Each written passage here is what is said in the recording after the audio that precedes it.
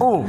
Ay, di ba? Sabi mo, wag na ako para hindi na ako manghingi, wag na akong gagastos ng pera.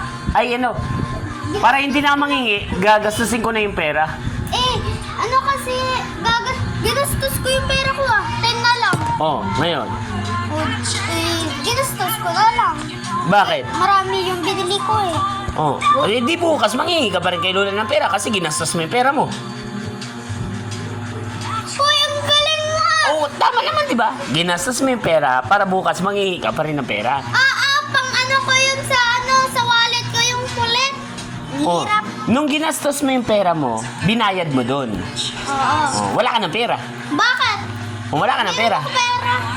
Ginastos mo na eh. Ang kulit mo! Ginastos mo na nga. Meron! Sige. Wala!